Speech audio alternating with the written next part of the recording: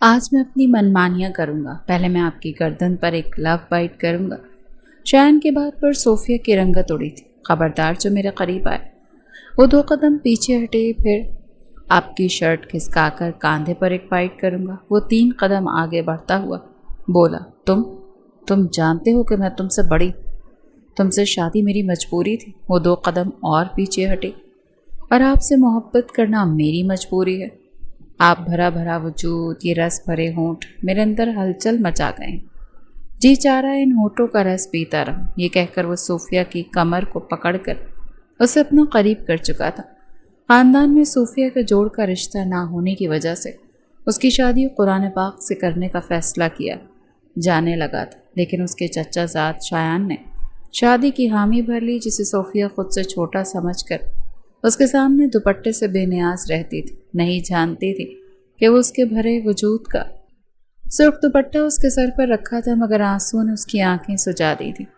صوفیہ پلنگ کے کنارے بیٹھی، دونوں ہاتھ مضبوطی سے آپس میں جوڑے مسلسل روئی جا رہی تھی۔ کبھی نظریں اپنے مرحوم والدین کی تصاویر پر اٹھتی تو کبھی جھک جاتی۔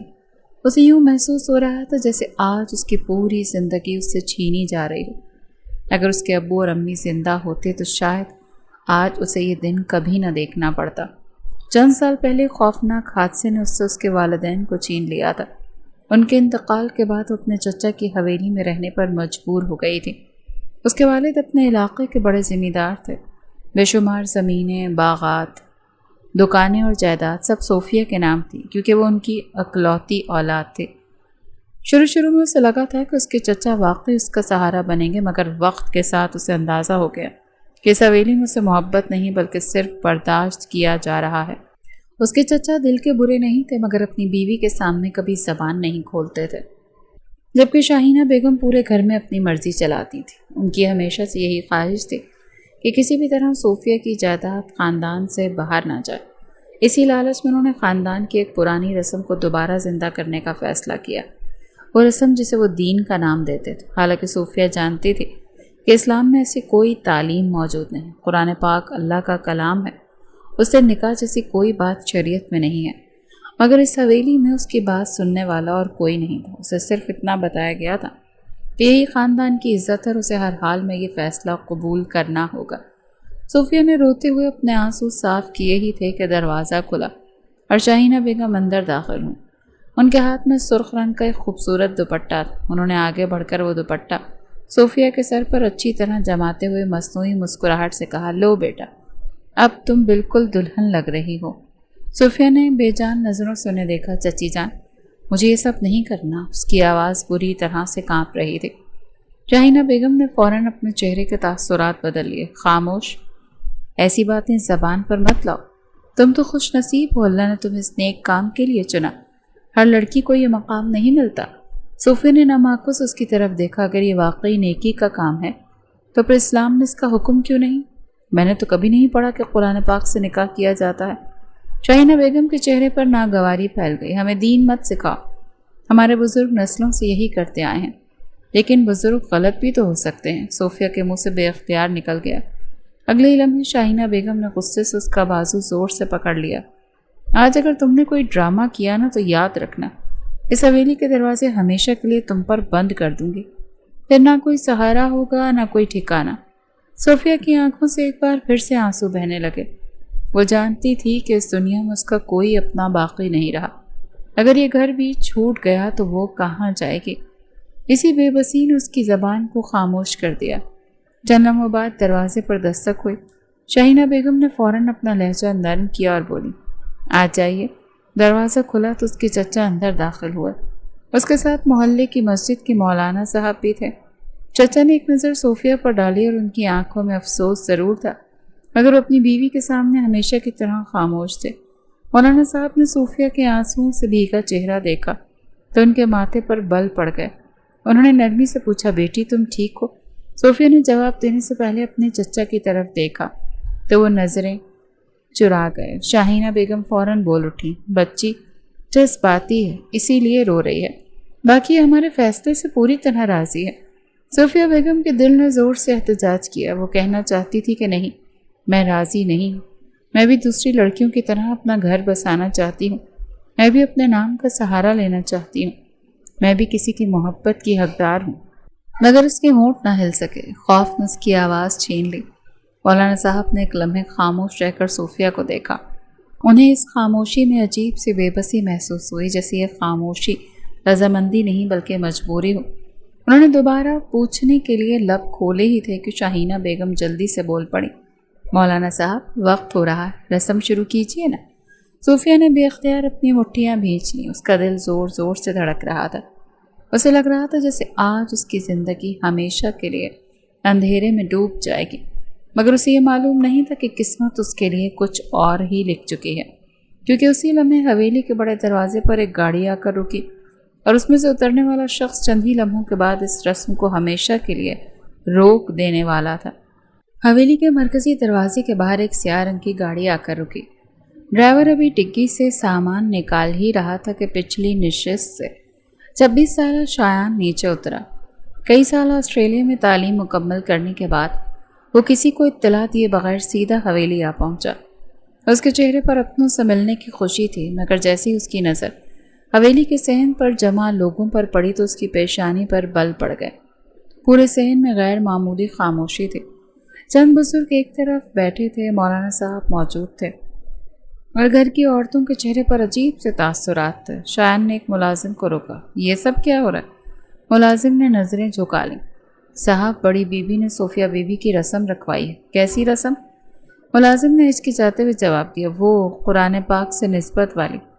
اتنا سنتے ہی شایان کے قدم جیسے زمین میں جم گئے۔ چند لمحے وہ بے یقینی سے ملازم کو دیکھتا رہا، پھر تیزی سے حویلی کے اندر کی طرف بڑھ گیا۔ یہ ناممکن، وہ بڑبڑایا، یہ 21ویں صدی ہے، کوئی ایسا ظلم کیسے کر سکتا ہے؟ وہ لمبے لمبے قدم اٹھاتا سیدھا اس کمرے کی طرف گیا جہاں سب لوگ موجود تھے۔ جیسے اس نے اندر قدم رکھا سب کی نظریں اس کی طرف اٹھ گئیں۔ شایان، اس کے والد بے اختیار کھڑے ہو گئے۔ تم کب آئے؟ مگر شایان نے سلام کا جواب دینے کے بجائے پورے کمرے پر ایک نظر دوڑائی۔ سرخ دوپٹے میں بیٹھی صوفیہ مسلسل رو رہی تھی، اس کی آنکھیں سوجی ہوئی تھیں۔ مولانا صاحب خاموش کھڑے تھے، جبکہ شاہینہ بیگم کے چہرے پر ناگواری صاف جھلک رہی تھی۔ شایان کا خون کھول اٹھا، اور یہ سب کیا ہو رہا ہے؟ اس کی گونجدار آواز پورے کمرے میں پھیل گئی۔ کسی نے جواب نہ دیا۔ وہ تو اپنے والد کی طرف بڑھا، ابو میں آپ سے پوچھ رہا ہوں کہ یہ کیا ہو رہا ہے؟ اس کے والد نے گہرا سانس لیا، بیٹا جرگے میں فیصلہ ہو چکا۔ کیسا فیصلہ؟ صوفیہ کی نسبت۔ انہوں نے نظریں جھکا لیں، قرآن پاک سے کی جا رہی ہے۔ شایان کی مٹھیاں بھیج گئیں۔ آپ لوگ ہوش میں تو ہیں؟ یہ کون سی جہالت کر رہے ہیں؟ اسلام میں ایسا کوئی حکم نہیں، آپ لوگ ایک زندہ انسان کی زندگی برباد کر رہے ہیں۔ شاہینہ بیگم آگے بڑھیں، زبان سنبھال کر بات کرو شایان، یہ ہمارے بزرگوں کی روایت اگر ظلم بن جائے تو اسے ختم کر دینا چاہیے، نبھانا نہیں چاہیے۔ شایان نے سخت لہجے میں جواب دیا، میں اپنی آنکھوں کے سامنے صوفیہ جی کے ساتھ یہ سب نہیں ہونے دوں گا۔ صوفیہ نے چونک کر پہلی بار اس کی طرف دیکھا۔ کئی برس بعد وہ اچانک اس کے سامنے کھڑا تھا، وہی شوخ آنکھیں، وہی بے باک انداز، مگر آج ان آنکھوں میں غصہ تھا۔ شاہینہ بیگم نے طنزیہ انداز میں کہا، تم ابھی باہر سے آئے، تمہیں کچھ معلوم نہیں۔ جرگے کے بزرگ فیصلہ کر چکے ہیں، اب تم خاموش رہو۔ میں کیوں خاموش رہوں؟ شایان کی آواز پہلے سے بھی مزید بلند ہو گئی۔ جب فیصلہ ہی غلط ہو تو اس کے خلاف بولنا فرض بن جاتا ہے۔ آپ لوگ ایک بے سہارا لڑکی کی مجبوری کا فائدہ اٹھا رہے ہیں۔ ایک بزرگ آگے بڑھے، لڑکے جرگے کے فیصلے کے خلاف زبان مت چلاؤ۔ شایان نے پوری بے خوفی سے ان کی طرف دیکھا، اگر جرگہ ظلم کرے گا تو میں اس ظلم کے خلاف ضرور بولوں گا۔ اللہ نے انسان کو عقل دی ہے، اندھی تقلید کے لیے نہیں۔ کمرے میں موجود ہر شخص خاموش ہو گیا۔ کسی نے سوچا بھی نہیں تھا کہ شایان اس طرح سے سب کے سامنے کھڑا ہو جائے گا۔ شاہینہ بیگم نے غصے سے اس کا بازو پکڑا، میرے ساتھ آؤ۔ وہ زبردستی اسے دوسرے کمرے میں لے گئیں۔ دروازہ بند ہوتے ہی انہوں نے غصے سے کہا، تمہارا دماغ خراب ہو گیا ہے، سب کے سامنے ہماری بے عزتی کر دی۔ شایان نے اپنا بازو چھڑا لیا، بے عزتی آپ نے کی ہے، ایک معصوم لڑکی کی زندگی کا فیصلہ کر کے۔ تم حقیقت نہیں جانتے۔ شاہینہ بیگم نے آواز دھیمی کی، اگر صوفیہ کی شادی غیر برادری میں ہو گئی تو کروڑوں ایکڑ زمین، باغات، جائیداد سب ہمارے ہاتھ سے نکل جائیں گے، تمہارے باپ کے پاس کیا بچے گا؟ شایان چند لمحے انہیں خاموشی سے دیکھتا رہا، پھر اس کے ہونٹوں پر ایک تلخ سی مسکراہٹ آ گئی۔ تو اصل مسئلہ صوفیہ نہیں، اس کی جائیداد ہے۔ शाहिना बेगम ने फौरन जवाब दिया, हम अपने बच्चों का मुस्तकबिल महफूज कर रहे हैं। अपने बच्चों का मुस्तकबिल किसी यतीम लड़की की ज़िंदगी तबाह करके? शायान ने नफरत से कहा, वाह अम्मी वाह, मुझे आज आप पर अफसोस हो रहा है। बातें मत बनाओ, कोई और रास्ता नहीं है। रास्ता है, शायान ने पुरसुकून लहजे में कहा। कौन सा रास्ता? अगर आप लोगों को सिर्फ जायदाद चाहिए। वो चंद लम्हे रुका तो सूफिया जी का निकाह मुझसे कर दें। शाहिना बेगम हैरत से उसे देखने लगी। क्या कहा तुमने? मैंने कहा मेरा निकाह सूफिया जी से कर दें। इस तरह जायदाद भी ख़ानदान में रहेगी और एक बेगुनाह लड़की की ज़िंदगी भी बर्बाद नहीं होगी। तुम पागल हो गए हो, तुमसे उम्र में बड़ी है, मुझे उससे कोई फ़र्क नहीं पड़ता। शायान ने मजबूत लहजे में कहा, मेरे लिए उसकी इज्जत और ज़िंदगी ज़्यादा अहम है। लोग क्या कहेंगे? लोग 2 दिन बातें करेंगे और भूल जाएंगे, लेकिन अगर आज हमने ये जुल्म किया तो सूफिया जी सारी ज़िंदगी नहीं भूल पाएंगी। शाहिना बेगम ने गुस्से में कहा, मैं कभी ये शादी नहीं होने दूंगी, तो फिर मैं भी ये रस्म नहीं होने दूंगा। शायान ने पूरी साबित कदमी से जवाब दिया, चाहे मुझे पूरे जिरगे के सामने खड़ा ही क्यों ना होना पड़े, मैं हो जाऊंगा, मगर सूफिया जी की ज़िंदगी बर्बाद नहीं होने दूंगा। ये कहकर वो पलटा, दरवाज़ा खोला और दोबारा उसी कमरे की तरफ चल दिया जहाँ सूफिया आंसुओं के साथ अपनी किस्मत के फैसले के इंतज़ार में खड़ी थी, जबकि उसे अंदाज़ा भी नहीं था कि कोई शख्स उसकी खातिर पूरे ख़ानदान के ख़िलाफ़ खड़ा हो चुका। कमरे में ऐसी खामोशी छा गई कि हर शख्स की सांसों की आवाज़ तक सुनाई दे रही थी। शायान के अल्फाज अभी तक सबके कानों में गूंज रहे थे। अगर आप लोगों को जायदाद ख़ानदान में ही रखनी है तो मेरा निकाह सूफिया जी से कर दीजिए। किसी को यकीन नहीं आ रहा कि वो इतनी बड़ी बात सबके सामने कह देगा। शाहिना बेगम ने गुस्से से उसे घूरा, जबकि उसके वालिद हैरत से बेटे का चेहरा देख रहे थे। चंद लम्हों बाद सूफिया ने अपने आंसू साफ किए और धीरे से सर उठाया। उसकी नज़रें सीधी शायान पर जा ठहरी। ये कभी नहीं हो सकता। उसकी मध्यम आवाज़ पूरे कमरे में गूंज गई। सबकी नज़रें फ़ौरन से उसकी तरफ उठ गईं। मैं तुमसे निकाह नहीं कर सकती शायान। शायान खामोशी से उसे देखता रहा। सूफिया ने कांपती हुई आवाज़ में दोबारा कहा, तुम मुझसे उम्र में छोटे हो, मैंने हमेशा तुम्हें अपने से छोटा समझा, मैं ये रिश्ता कबूल नहीं कर सकते। शायान एक कदम आगे बढ़ा, मगर उसके लहजे में मुकम्मल एहतराम था। मैं जानता हूँ आप मुझे हमेशा बच्चा समझती रही, मगर आज मैं बच्चा बनकर नहीं, एक ऐसा इंसान बनकर आपके सामने खड़ा हूँ जो आप पर जुल्म होते हुए नहीं देख सकता। सूफिया ने फ़ौरन नफ़ी में सर हिलाया। नहीं, मैं अपनी वजह से तुम्हारी ज़िंदगी भी ख़राब नहीं कर सकती। मेरी ज़िंदगी ख़राब नहीं होगी सूफिया जी, शायान ने मजबूत लहजे में कहा। ख़राब तो आपकी ज़िंदगी हो रही है और मैं खामोश खड़ा नहीं रह सकता। शाहिना बेगम ने बेजारी से कहा, बहुत हो गया ये ड्रामा। अगर लड़की इनकार कर रही है तो वही रस्म होगी जिसका फ़ैसला जिरगे ने किया। शायान ने फ़ौरन अपनी माँ की तरफ देखा। नहीं अम्मी, ऐसा तो नहीं होगा। तो फिर क्या होगा? उन्होंने गुस्से से पूछा। शायान ने पूरे एतमाद से जवाब दिया, अगर सूफिया जी का निकाह मुझसे नहीं हुआ तो आप सबको आज इसी वक्त उनकी सारी जायदाद, ज़मीनें, बागात और कारोबार उनके मुकम्मल इख्तियार में देने होंगे। फिर वो जहाँ चाहें शादी करें, जिससे चाहे निकाह करें, किसी को कोई हक़ नहीं होगा उन्हें रोकने का। उसकी बात सुनते ही शाहिना बेगम के चेहरे का रंग उड़ गया। शायान के वालिद भी बेख्तियार एक दूसरे की तरफ देखने लगे। वो अच्छी तरह जानते थे कि कानूनी तौर पर जायदाद की असल वारिस सूफिया ही थी। अगर मामला अदालत तक पहुंच गया तो बरसों से उनके कब्ज़े में मौजूद सब कुछ उनके हाथ से निकल सकता है। शाहिना बेगम ने फ़ौरन लहजा नरम करने की कोशिश की। बेटा, तुम जज्बात में आकर बात कर रहे हो। नहीं अम्मी, शायान ने साफ साफ कहा, मैं पूरी तरह से होश में हूँ।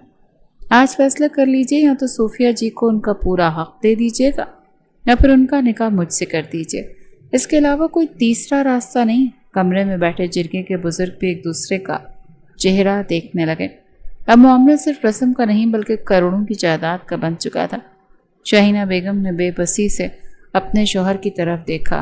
वो भी खामोश खड़े थे। आखिरकार उन्होंने धीरे से कहा, शाहिना, शायद शायान की बात मान लेने में ही सबकी भलाई है। आप भी? शाहिना बेगम ने हैरत से कहा। और क्या करें? अगर आज जायदाद इस लड़की के हवाले करनी पड़ गई तो बरसों की मेहनत ख़त्म हो जाएगी। शाहिना बेगम ने बेअख्तियार अपने होंठ काट लिए। चंद लम्हे सोचने के बाद वो आहिस्ता आहिस्ता सूफिया के करीब आई। पहली बार उसके चेहरे पर गुरूर के बजाय मजबूरी थी। उन्होंने सूफिया के दोनों हाथ अपने हाथों में ले लिए। बेटा, हमारी बात मान लो, शायान से निकाह कर लो। सूफिया ने चौंक कर उनकी तरफ देखा। उसे यकीन नहीं आ रहा था कि वही औरत जो हमेशा हुक्म देती थी आज उससे दरख्वास्त कर रही थी। चाची जान, मैं اس کی آواز بھر آ گئی۔ براہ کرم انکار مت کرنا، شاہینہ بیگم نے پہلی بار نرمی سے کہا تھا۔ یہی سب کے حق میں بہتر ہے۔ صوفیہ کی نظریں پھر شایان کی طرف اٹھیں۔ وہ خاموش کھڑا تھا، جیسے فیصلہ اس پر چھوڑ دیا ہو۔ اس نے نہ کوئی دباؤ ڈالا نہ منت کی، صرف خاموشی سے اس کے جواب کا انتظار کرتا رہا۔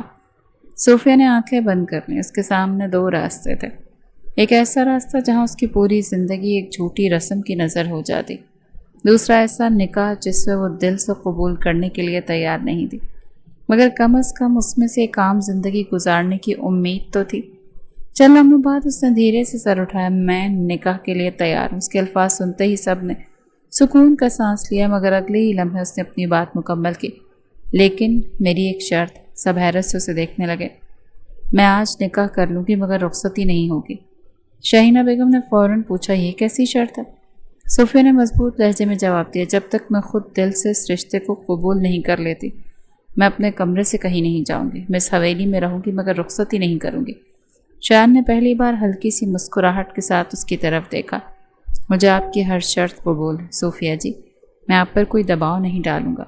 جس دن آپ اپنے دل سے اس رشتے کو مان لیں گی اسی دن آپ میری دلہن بن کر میرے گھر آئیں گے، اس سے پہلے نہیں۔ صوفیہ نے پہلی بار محسوس کیا کہ شایان نے اس کی مرضی کو سب سے زیادہ اہمیت دی ہے۔ شاید یہی بات اس کے دل کی سختی میں ایک بہت باریک سی دراڑ ڈال گئی تھی، جس کا احساس ابھی نہ اسے تھا اور نہ ہی شایان کو۔ نکاح کے الفاظ مکمل ہوتے ہی کمرے میں موجود سب لوگوں نے سکون کا سانس لیا۔ صوفیہ نے کانپتے ہاتھوں سے اپنے آنسو صاف کیے۔ وہ ابھی تک اس اچانک بدلتی قسمت کو سمجھنے کی کوشش کر رہے تھے۔ چند لمحے پہلے تک اس کی زندگی ایک ظالمانہ رسم کی نظر ہونے والی تھی، اور اب وہ شایان کی بیوی بن چکے تھے۔ نکاح نامے پر دستخط ہونے کے بعد مولانا صاحب نے دعا کروائی۔ دعا ختم ہوئی تو سب لوگ ایک دوسرے کو مبارکباد دینے لگے۔ صوفیہ خاموش بیٹھی زمین کو دیکھ رہی تھی کہ اچانک شایان کی آواز پورے کمرے میں گونجی، مجھے آج ہی اپنی بیوی کی رخصتی چاہیے۔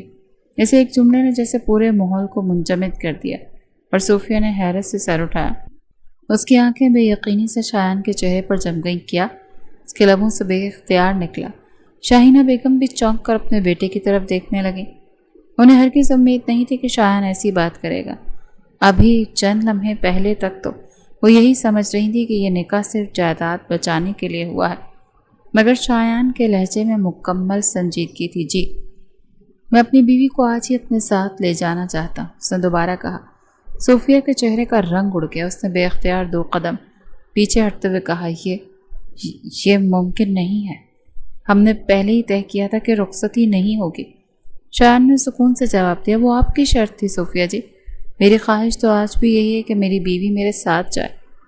میں نہیں چاہوں گی، صوفیہ نے پہلی بار اتنے واضح انداز میں کہا تھا۔ اس کی آواز میں گھبراہٹ بھی تھی اور ناراضگی بھی۔ شاہینہ بیگم فوراً درمیان میں آ گئی۔ شایان، جب صوفیہ نہیں چاہتی تو تم ضد مت کرو نا۔ شایان نے اپنی ماں کی طرف دیکھا۔ چند لمحے وہ خاموش رہا، پھر آہستہ سے بولا، ٹھیک ہے امی، اگر صوفیہ جی بھی رخصتی نہیں کرنا چاہتی تو میں انہیں مجبور نہیں کروں گا۔ یہ سن کر صوفیہ نے سکون کا سانس لیا۔ اسے لگا شاید معاملہ یہی ختم ہو گیا، مگر وہ شایان کو ابھی تک صحیح طرح سے سمجھ نہیں پائی تھی۔ اگلی صبح ناشتے کی میز پر سب لوگ موجود تھے۔ صوفیہ ہمیشہ کی طرح خاموشی سے ایک طرف بیٹھی تھی کہ شایان نے بلند آواز میں کہا، صوفیہ جی۔ وہ چونک کر اس کی طرف دیکھنے لگی۔ جی، میرے کمرے میں جو کپڑے رکھے ہیں آج سے وہ آپ خود پریس کیا کریں گے۔ پورا ڈائننگ ہال خاموش ہو گیا۔ صوفیہ نے حیرت سے اسے دیکھا کہ کیا مطلب یہی کہ بیوی اپنے شوہر کے کپڑوں کا خیال رکھتی ہے نا؟ اسے معصومیت سے کہا۔ صوفیہ کا چہرہ غصے سے سرخ ہو گیا۔ میں ایسا کوئی کام نہیں کروں گی۔ کیوں؟ شایان نے ہلکی سی مسکراہٹ کے ساتھ پوچھا۔ کیونکہ وہ رک گئی۔ کیونکہ ملازم موجود ہیں۔ ملازم سب کے لیے ہیں، مگر میرے کپڑے میری بیوی ہی پریس کرے گی۔ یہ کہہ کر وہ آرام سے ناشتہ کرنے لگا۔ شاہینہ بیگم نے فوراً ملازموں کو آواز دی، رخسانہ، شایان کے کپڑے تم پریس کر دیا کرو۔ مگر شایان نے فوراً انکار کر دیا، نہیں امی، میں نے اپنی بیوی سے کہا ہے، اگر وہ نہیں کرے گی تو میں بغیر پریس کیے کپڑے پہن لوں گا۔ یہ کہہ کر وہ اٹھا اور واقعی سلوٹوں والی شرٹ پہن کر گھر سے نکل گیا۔ صوفیہ حیران رہ گئی۔ شام کو وہ واپس آیا تو اس کے ہاتھ میں خریداری کے کئی تھیلے تھے۔ سب نے سمجھا شاید آسٹریلیا سے تحفے لایا ہوگا، مگر وہ سیدھا صوفیہ کے سامنے آ کر کھڑا ہو گیا۔ صوفیہ جی، آج رات مجھے چکن بریانی کھانی ہے، وہ بھی آپ کے ہاتھ کی۔ صوفیہ نے فوراً جواب دیا، مجھے کھانا بنانا نہیں آتا۔ کوئی بات نہیں، سیکھ لیجیے، مجھے انتظار رہے گا۔ میں نے کہا نا میں نہیں بناؤں گا، تو پھر میں بھی آج سے کھانا نہیں کھاؤں گا۔ اس نے بڑے سکون سے کہا اور صوفے پہ جا کے بیٹھ گیا۔ شاہینہ بیگم نے غصے سے کہا، یہ کیا بچپنا ہے؟ بچپنا نہیں امی، اپنی بیوی سے ایک چھوٹی سی فرمائش ہے۔ شایان نے مسکراتے ہوئے جواب دیا۔ آخرکار ملازمہ نے بریانی بنائی، مگر شایان نے ایک نوالہ بھی نہیں کھایا۔ میں نے تو صوفیہ جی کے ہاتھ کی بریانی مانگی تھی، یہ کہہ کر وہ اٹھ گیا۔ صوفیہ کا پارا چڑھ گیا۔ اگلے دن وہ کتاب پڑھ رہی تھی کہ شایان کی آواز پھر سنائی دی۔ صوفیہ جی، میری کافی کہاں ہے؟ مجھے نہیں معلوم۔ اس نے کتاب سے نظریں اٹھائے بغیر جواب دیا۔ تو بنا دیجئے نا، میں آپ کی ملازمہ نہیں ہوں۔ شایان اس کے سامنے آ کر کھڑا ہو گیا۔ بالکل نہیں، آپ تو میری بیوی ہیں، اسی لیے آپ کو پکار رہا ہوں۔ صوفیہ نے غصے سے کتاب بند کر دی۔ دیکھو شایان، یہ سب حرکتیں میرے ساتھ مت کیا کرو۔ میں تمہیں پہلے بھی سمجھا چکی ہوں کہ میں نے یہ نکاح صرف اور صرف مجبوری میں کیا ہے۔ شایان نے مسکراتے ہوئے کہا، اور میں نے دل سے کیا ہے صوفیہ جی، اسی لیے شوہر ہونے کے سارے حقوق ایک ایک کر کے ضرور مانگوں گا، البتہ آپ پر کبھی زبردستی نہیں کروں گا۔ یہ کہہ کر وہ وہاں سے چلا گیا، جبکہ صوفیہ غصے سے اس کی پشت کو دیکھتی رہ گئی۔ وہ آج بھی اسے وہی شرارتی، ضدی اور خود سے چھوٹا لڑکا سمجھتی تھی، مگر اسے اندازہ نہیں تھا کہ شایان کی یہ چھوٹی چھوٹی فرمائشیں دراصل اس کے دل کی دیواروں کو آہستہ آہستہ گرانے کی ایک خاموش کوشش تھی، اور یہ جنگ ابھی صرف شروع ہوئی تھی۔ 2 دن سے صوفیہ کی طبیعت خراب تھی۔ پہلے تو اس سے معمولی بخار سمجھ کر کسی کو کچھ نہیں بتایا، مگر شام ہوتے ہوتے اس کے جسم میں درد بڑھنے لگا۔ رات تک اس کا ماتھا آگ کی طرح تپنے لگا۔ ملازمہ نے شاہینہ بیگم کو خبر دی تو انہوں نے ڈاکٹر کو بلا لیا۔ ڈاکٹر نے دوا دیتے ہوئے کہا کہ بخار کافی تیز، وقت پر دوا دے دیجیے اور رات بھر خیال رکھے۔ ڈاکٹر کے جانے کے بعد شاہینہ بیگم نے ملازمہ کو چند ہدایت دی اور اپنے کمرے میں چلی گئی۔ صوفیہ نے دوا کھائی اور کمبل اوڑھ کر لیٹ گئی۔ بخار کی شدت سے اس کی آنکھیں بند ہو رہی تھیں۔ آدھی رات گزر چکی تھی اور پوری حویلی پر خاموشی طاری تھی۔ شایان اپنے کمرے میں بے چینی سے ٹہل رہا تھا۔ شام سے اسے معلوم تھا کہ صوفیہ بیمار ہے، مگر اس کے کمرے میں نہیں گیا کیونکہ وہ جانتا تھا کہ صوفیہ اس کی موجودگی پسند نہیں کرتی۔ لیکن جو رات گزرتی گئی اس کی بے چینی بڑھتی گئی۔ آخرکار وہ آہستہ سے اپنے کمرے سے نکلا اور دبے قدموں صوفیہ کے کمرے کی طرف بڑھ گیا۔ دروازہ ہلکا سا کھلا ہوا تھا۔ اس نے آہستگی سے اندر جھانکا۔ صوفیہ گہری نیند میں تھی، اس کے چہرے پر کمزوری صاف دکھائی دے رہی تھی۔ شایان آہستہ سے اس کے قریب گیا، چند لمحے خاموش کھڑا اسے دیکھتا رہا اور پھر بے اختیار اس نے اپنا ہاتھ بڑھایا اور اس کی پیشانی پر رکھا تاکہ بخار کا اندازہ لگا سکے۔ جیسے اس کی انگلیاں صوفیہ کی پیشانی سے لگیں تو صوفیہ چونک کر اٹھ بیٹھی۔ اس نے گھبراہٹ میں فوراً شایان کا ہاتھ زور سے جھٹک دیا۔ یہ کیا کر رہے ہو تم؟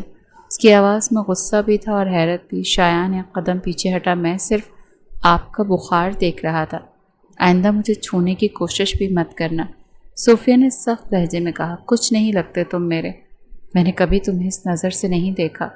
یہ نکاح صرف ایک مجبوری تھا اور اس سے زیادہ اور کچھ نہیں۔ شایان چند لمحے خاموشی سے دیکھتا رہا۔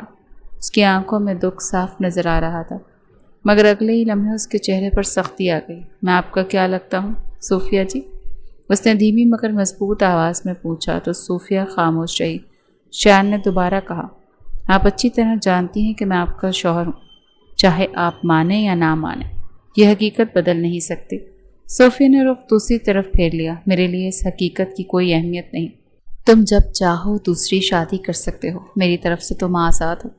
یہ الفاظ شایان کے دل پر کسی تیر کی طرح لگے۔ اس نے تلخ مسکراہٹ کے ساتھ کہا، دوسری شادی؟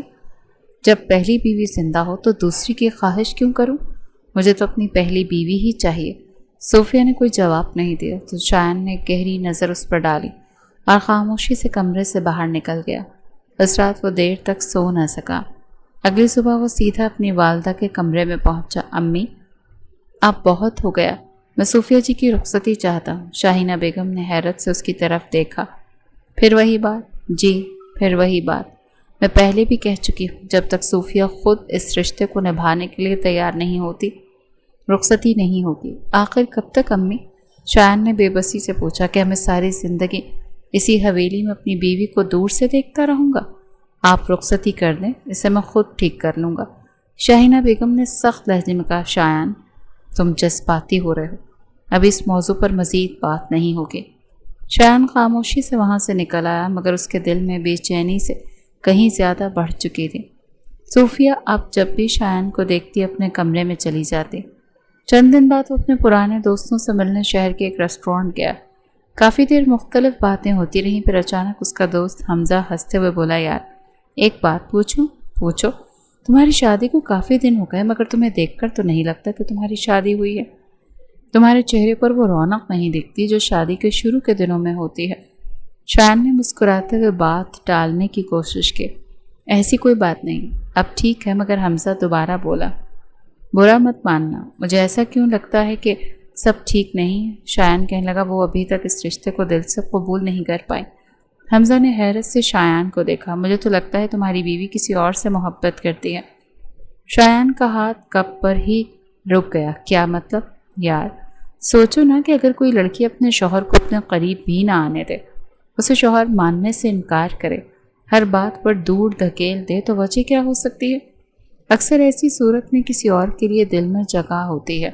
دوسرے دوست نے بھی حامی بھری، ہاں ہمیں بھی کچھ ایسا ہی لگتا ہے۔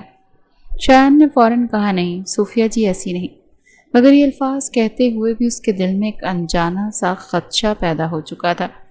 واپسی کے پورے راستے وہ انہی باتوں کے بارے میں سوچتا آیا۔ اسے یاد آنے لگا کہ صوفیہ نے ہمیشہ سے اپنا قریب آنے سے روکا، کبھی اسے شوہر ماننے کی کوشش نہیں کی، یہاں تک کہ اسے دوسری شادی کرنے کا مشورہ بھی دے دیا۔ گاڑی چلاتے ہوئے اس نے بے اختیار اسٹیئرنگ پر اپنی گرفت مضبوط کر لی نہیں۔ اس نے خود سے کہا، کیا واقعی ان کی زندگی میں کوئی اور تھا، یا صرف میری عمر ہی ان کے انکار کی وجہ تھی؟ اسے ایک سوال نے پہلی بار اس کے دل میں شک کا ایسا بیج بو دیا کہ اس کی بے چینی بڑھنے لگی۔ کئی دن گزر چکے تھے، مگر شایان کے دل میں دوستوں کی کہی ہوئی باتیں بار بار گونج رہی تھیں۔ وہ خود کو سمجھانے کی کوشش کرتا کہ صوفیہ ایسی نہیں ہو سکتی، مگر جب بھی وہ اس کی بے رخی یاد کرتا تو اس کے دل میں ایک انجانا سا شک سر اٹھانے لگتا۔ اسی کشمکش میں ایک شام وہ دفتر سے واپس حویلی پہنچا۔ جیسے ہی گاڑی پورچ میں رکی، اندر سے قہقہوں کی آواز اس کے کانوں میں پڑی۔ وہ چونک گیا۔ یہ آواز صوفیہ کی تھی۔ شاید کئی ہفتوں بعد وہ اسے اتنا کھل کر ہنستے ہوئے سن رہا تھا، لیکن اس ہنسی کے ساتھ ایک مرد کی آواز بھی مسلسل آ رہی تھی۔ شایان کی پیشانی پر بل پڑ گیا۔ وہ تیز قدموں سے لان عبور کرتا لاؤنج کی طرف بڑھا تو اندر کا منظر دیکھتے اس کے قدم وہیں پر ہی رک گئے۔ صوفیہ صوفے پر بیٹھی بے اختیار ہنس رہی تھی، جبکہ اس کے سامنے ایک خوبرو نوجوان بیٹھا تھا۔ دونوں کسی پرانی یاد پر بات کر رہے تھے۔ پھر تم درخت سے گر گئی تھی اور پوری خالہ جان کو یہی کہتی رہی کہ عمران نے دھکا دیا ہے۔ نوجوان ہنستے ہوئے بولا تو صوفیہ پھر سے قہقہہ لگا کر ہنس پڑی، کیونکہ تم واقعی مجھے ڈرا دیا تھا۔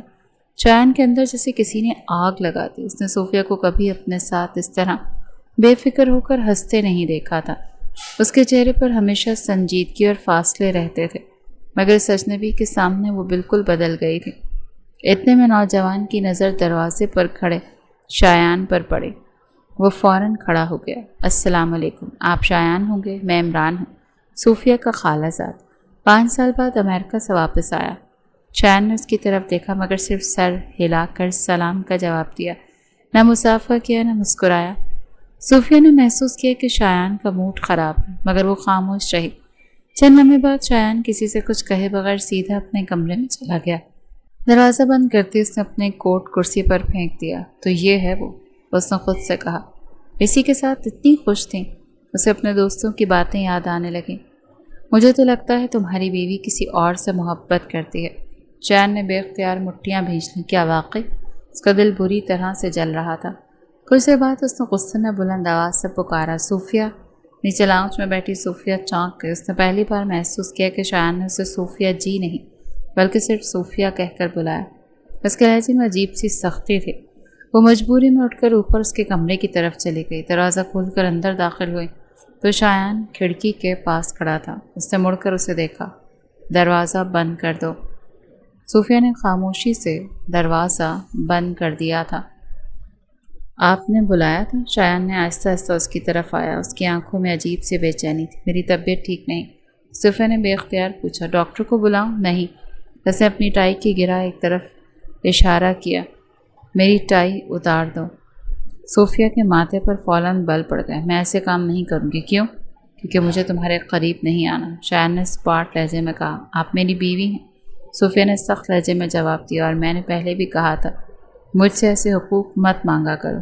تو کس سے مانگوں؟ مجھے اس وقت اپنی بیوی کی ضرورت ہے۔ شایان کی آواز بلند ہو گئی۔ صوفیہ نے کوئی جواب نہیں دیا۔ وہ پلٹی اور دروازے کی طرف بڑھنے لگی۔ اب اس نے ہینڈل پر ہاتھ ہی رکھا تھا جب شایان نے آگے بڑھ کر اس کی کلائی پکڑ لی۔ صوفیہ چونک کر اس کی طرف مڑی۔ ہاتھ چھوڑو میرا، اس نے غصے سے کہا۔ شایان کی گرفت مضبوط تھی مگر تکلیف دہ نہیں۔ کہا ہے نا میری ٹائی اتارو۔ میں نہیں اتاروں گی، مت بھولو آپ میری بیوی ہیں اور اس ناطے سے آپ کی بہت سی ذمہ داریاں ہیں جس میں سے ایک میرا خیال رکھنا ہے۔ شایان کے لہجے میں اپنے رشتے کا استحقاق تھا۔ صوفیہ نے غصے سے اس کی آنکھوں میں دیکھا۔ نہیں، میں صرف تمہاری منکوہاں، اس سے زیادہ اور کچھ نہیں۔ یہ سن کر شایان کی آنکھوں میں عجیب سی چمک ابھری۔ اس کے ایک قدم اور قریب آیا۔ اصل رشتہ نکاح کا ہی ہوتا ہے صوفیہ، اور وہ ہمارا ہو چکا ہے۔ اس نے پہلی بار اسے صوفیہ جی کہنے کے بجائے صرف صوفیہ کہا۔ رہ گئی رخصتی؟ اس نے دھیرے مگر پر اعتماد لہجے میں کہا۔ وہ بھی بہت جلد ہو جائے گی۔ صوفیہ نے اس کی گرفت سے ہاتھ چھڑوانے کی کوشش کی۔ تم زبردستی مجھے حاصل نہیں کر سکتے۔ شایان نے فوراً جواب دیا۔ میں زبردستی محبت نہیں لینا چاہتا، مگر اپنے رشتے سے دستبردار بھی نہیں ہوں گا۔ آپ کو مجھ سے محبت نہیں کرنی تو مت کریں، مگر مجھے میری بیوی چاہیے۔ آپ میری ضرورت کو پورا کرنے سے انکار نہیں کر سکتے۔ صوفیہ کی آنکھوں میں موٹے موٹے آنسو دیکھ کر شایان نے آہستہ سے اس کی کلائی چھوڑ دی اور گہری آواز میں بولا، یاد رکھنا صوفیہ، آپ میری ہیں اور میری ہی رہیں گی۔ دنیا کی کوئی بھی طاقت، کوئی بھی رسم، کوئی بھی شخص، حتیٰ کہ عمران بھی یہ حقیقت نہیں بدل سکتا۔ عمران کا نام سنتے ہی صوفیہ چونکی۔ اس بیچارے کو درمیان میں کیوں لا رہے ہو؟ وہ میرا خالہ زاد ہے، کیا اب اس پر بھی پابندی لگاؤ گے؟ وہ تلخ ہوئی تھی۔ شایان نے تلخی سے مسکرا کر کہا، شاید آج تمہیں اس کے ساتھ ہنستے ہوئے دیکھ کر پہلی بار مجھے احساس ہوا کہ تم مسکرانا بھی جانتی ہو، ورنہ مجھے دیکھ کر فرار کے راستے تلاش کرتی ہو۔ یہ کہہ کر وہ خاموش ہو گیا، جبکہ صوفیہ پہلی بار اس کے غصے کے پیچھے چھپے ہوئے حسد اور بے چینی کو محسوس کر رہی تھی۔ بہت افسوس ہے مجھے تمہاری سوچ پر، وہ تعصب سے اسے دیکھ رہی تھی۔ آج کے بعد تم مجھے عمران کے ساتھ باتیں کرتی نظر نہ آؤ۔ صوفیہ کمرے سے باہر نکل گئی۔ شایان نے ٹائی اتار کر زمین پر پھینکی۔ تمہاری زندگی میں اپنے علاوہ کسی اور کو آنے کی اجازت کبھی نہیں دوں گا۔ بچپن سے تمہیں چاہتا ہوں، تم سے پیار کرتا ہوں، نظر کیوں نہیں آتا تمہیں؟ اگلی صبح ناشتے کی میز پر غیر معمولی خاموشی تھی۔ سب لوگ اپنی اپنی جگہ بیٹھے تھے، مگر شایان کے چہرے پر صاف ظاہر تھا کہ اس نے کوئی فیصلہ کر لیا ہے۔ اس نے چائے کا کپ ایک طرف رکھا اور اپنے والد کی طرف دیکھتے ہوئے سنجیدہ لہجے میں بولا، ابو مجھے صوفیہ کی رخصتی اسی جمعے چاہیے۔ اس کی بات سن کر شاہینہ بیگم نے چونک کر بیٹے کی طرف دیکھا۔ یہ اچانک کیا ضد ہے؟ شایان نے پرسکون مگر مضبوط لہجے میں جواب دیا، یہ ضد نہیں، میرا حق ہے۔ نکاح کو کئی دن گزر چکے ہیں، ہم ایک ہی حویلی میں رہتے ہیں، مگر اجنبیوں کی طرح یہ صورتحال زیادہ دیر نہیں چل سکتی۔ اس کے والد نے گہرا سانس لیا، بیٹا صوفیہ ابھی اس کے لیے تیار نہیں۔ کب تیار ہوگی ابو؟ 1 مہینے بعد، 1 سال بعد، یا کبھی بھی نہیں؟ شایان نے سوال کیا۔ میں اس پر زبردستی نہیں کرنا چاہتا، مگر اس رشتے کو ہمیشہ کے لیے معلق بھی نہیں رکھ سکتا۔ شاہینہ بیگم نے سخت لہجے میں کہا، تمہیں صبر کرنا ہوگا۔ شایان نے پہلی بار اپنی والدہ کی آنکھوں میں دیکھ کر کہا، میں بہت صبر کر چکا ہوں امی، اب آپ لوگ کوئی فیصلہ کر لیجئے۔ پورے لاؤنج میں خاموشی چھا گئی۔ چند لمحوں بعد اس کے والد دھیرے سے بولے، ٹھیک، اگر یہی تمہارا فیصلہ ہے تو جمعے کے دن رخصتی کر دی جائے گی۔ شایان نے خاموشی سے سر ہلا دیا اور وہاں سے اٹھ گیا۔ دوسری طرف جب یہ خبر صوفیہ تک پہنچی تو اس کے قدموں تلے سے جیسے زمین ہی نکل چکی تھی۔ وہ فوراً شاہینہ بیگم کے پاس پہنچی، چچی جان، میں نے پہلے ہی کہا تھا کہ میں ابھی رخصتی نہیں کرنا چاہتی۔ شاہینہ بیگم نے بیزاری سے جواب دیا، اب فیصلہ ہو چکا ہے صوفیہ، ہر بات تمہاری مرضی سے نہیں ہو سکتی۔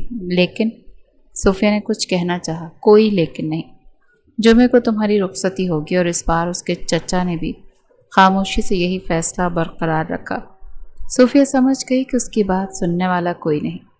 जुमे का दिन आ गया और पूरी हवेली रोशनियों से जगमगा रही थी। मेहमानों की आमदोरफ्त जारी थी। हर तरफ मुबारकबादों का शोर था, मगर इस शोर के दरमियान सूफिया का दिल अजीब सी उदासी में डूबा हुआ था। उसे दुल्हन के लिए तरह तैयार किया गया। सुर्ख जोड़ा, नफीस जेवरात और हल्का सा दुल्हन का मेकअप। हर कोई उसकी तारीफ कर रहा था, मगर उसके चेहरे पर मुस्कुराहट ना आ सके। शाम के ढलते ही रुखसती की रस्म अदा हो गई। सूफिया ने नम आँखों के साथ हवेली के सहन पर आखिरी नज़र डाली। अगरचे वो उसी ख़ानदान में रहने जा रही थी, मगर उसे यूँ महसूस हुआ जैसे उसकी ज़िंदगी का एक बाब हमेशा के लिए बंद हो गया है। शायान खामोशी से सब रसूमात निभा रहा था। उसे एक बार भी सूफिया पर दबाव डालने वाली कोई बात नहीं की।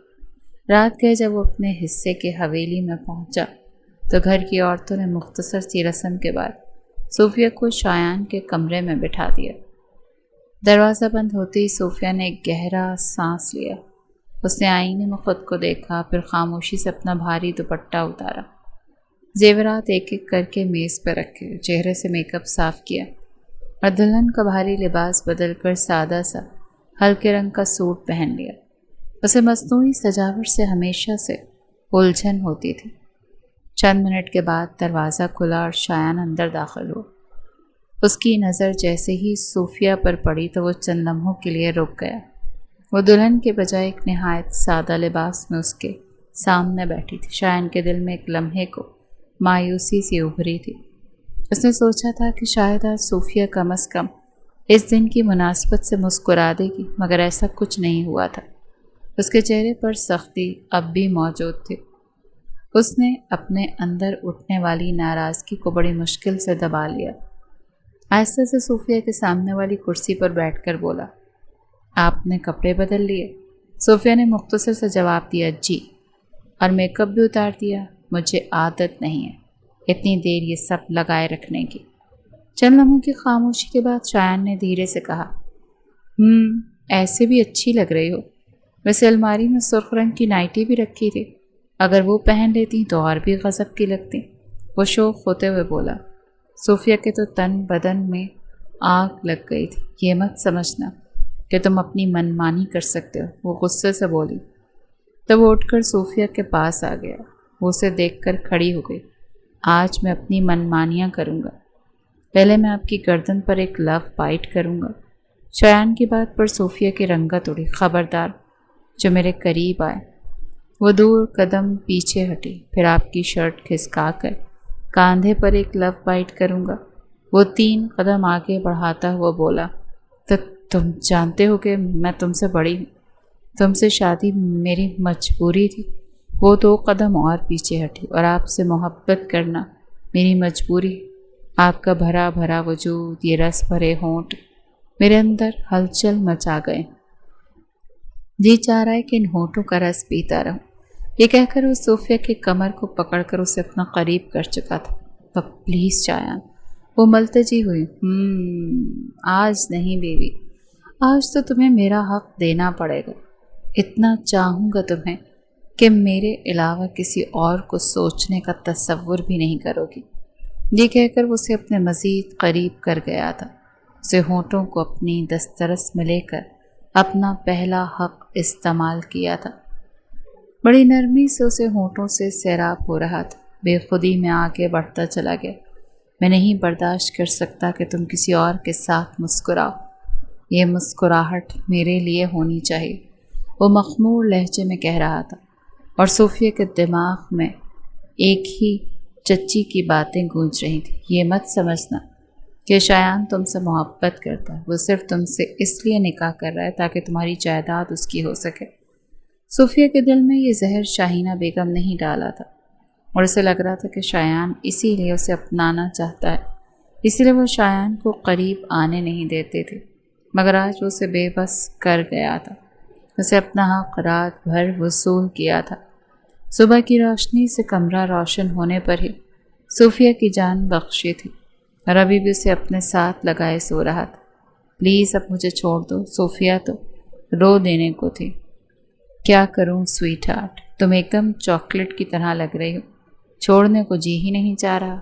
اب بتاؤ، جتنا میں نے تمہیں چاہا کوئی اور اتنی محبت کر سکتا ہے؟ شایان کی آنکھوں میں ابھی بھی محبت تھی، وہ وارفتگی تھی، صوفیہ کو جیسے پھٹ پڑی ہو۔ تمہاری محبت ڈھونگ ہے، میرے سامنے تم اپنے روپ میں ہی رہو تو زیادہ بہتر ہے۔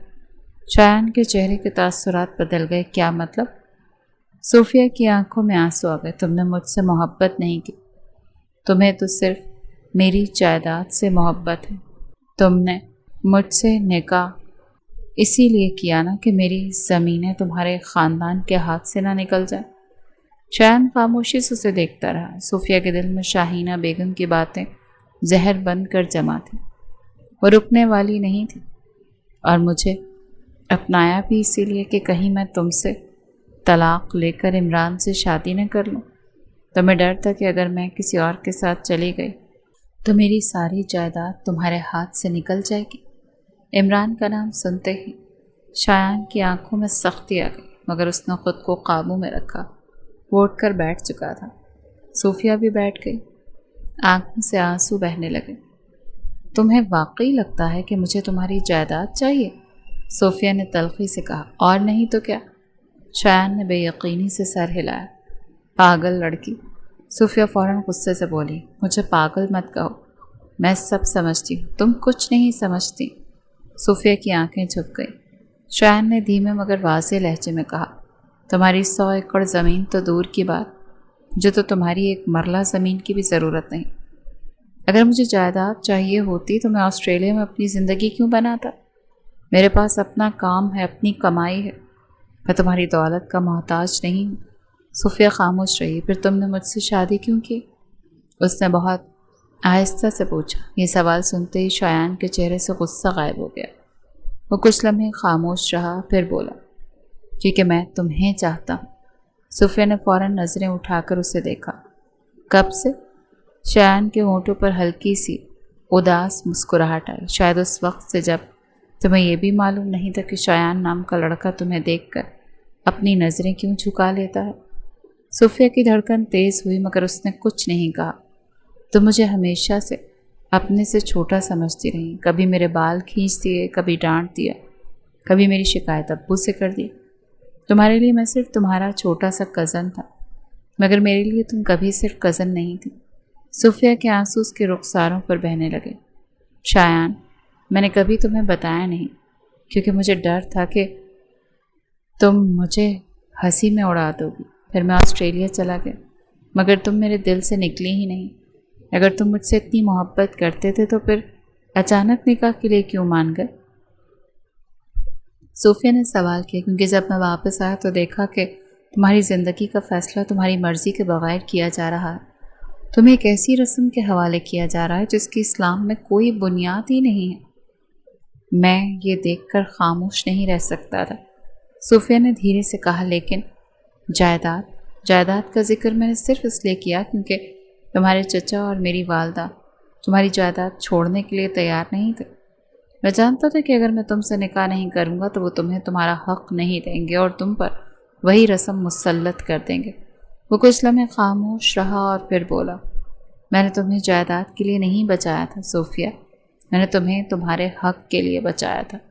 صوفیہ کی نظریں جھک گئیں۔ اس کے دل میں پہلی بار ایک سوال اٹھا کہ شاید وہ واقعی شایان کو غلط سمجھتی رہی، مگر برسوں کی تلخی اتنی آسانی سے ختم نہیں ہو سکتی تھی۔ اس نے آہستہ سے کہا، پھر تم مجھے اتنا مجبور کیوں کرتے رہے؟ رخصتی کے لیے کیوں اصرار کیا؟ شایان نے گہری سانس لی، کیونکہ میں تمہیں اپنی زندگی کا حصہ بنانا چاہتا تھا، لیکن اگر میری کوئی بات تمہیں زبردستی محسوس ہوئی تو میں معذرت چاہتا ہوں۔ میں تمہارا شوہر ہوں، تمہارا مالک نہیں۔ صوفیہ نے چونک کر اسے دیکھا تو شایان نے مزید کہا، تمہیں مجھ پر یقین کرنے میں وقت لگے گا تو لگنے دو، میں تمہیں وقت دوں گا۔ دروازے کی طرف بڑھا۔ صوفیہ نے بے اختیار اسے پکارا، شایان۔ وہ رک گیا مگر پلٹا نہیں۔ صوفیہ کچھ لمحے خاموش رہی، پھر دھیمی آواز میں بولی، اگر تمہیں میری جائیداد نہیں چاہیے تو پھر وعدہ کرو کہ کبھی میرے مال کی بات ہمارے درمیان نہیں آئے گی۔ شایان نے مڑ کر اسے دیکھا، وعدہ؟ اور اگر کبھی مجھے لگا کہ تم بھی باقی لوگوں کی طرح ہو، صوفیہ کی آواز ٹوٹ گئی، تو میں تمہیں روکوں گی نہیں۔ شایان نے سر ہلایا، اور میں وعدہ کرتا ہوں کہ اگر کبھی تمہیں میرے ساتھ رہنا اپنے لیے بوجھ محسوس ہوا تو میں تمہیں زبردستی نہیں روکوں گا، یہ کہہ کر وہ کمرے سے باہر نکل گیا۔ دروازہ بند ہونے کے بعد صوفیہ کافی دیر تک وہیں بیٹھی رہی۔ اس نے بے اختیار اپنے آنسو صاف کیے اور آئینے میں خود کو دیکھا۔ آج پہلی بار اسے محسوس ہوا کہ شاید جس شخص کو وہ خود غرض سمجھتی رہی اس کے دل میں واقعی اس کے لیے محبت موجود تھی۔ دوسری طرف شایان کمرے سے باہر آ کر راہداری میں رک گیا تھا۔ اس نے آنکھیں بند کیں اور ایک گہری سانس لی۔ اس نے صوفیہ کو حاصل کرنے کی خواہش ضرور دل میں رکھی تھی، مگر اب اسے اندازہ ہو گیا تھا کہ محبت صرف کسی کو اپنا کہہ دینے کا نام نہیں، بلکہ اسے اپنی مرضی سے اپنا قریب آنے کا حق دینے کا نام بھی ہے۔ اسی رات دونوں کے درمیان فاصلے تو باقی رہے، مگر پہلی بار ان فاصلوں کے درمیان ایک چھوٹی سی امید پیدا ہوئی تھی۔ صوفیہ کو ابھی شایان سے محبت نہیں ہوئی تھی، مگر اس کے دل میں اس کے لیے نفرت پہلے جیسی نہیں رہی تھی، اور شایان کے لیے یہی اس رات کی سب سے بڑی جیت تھی۔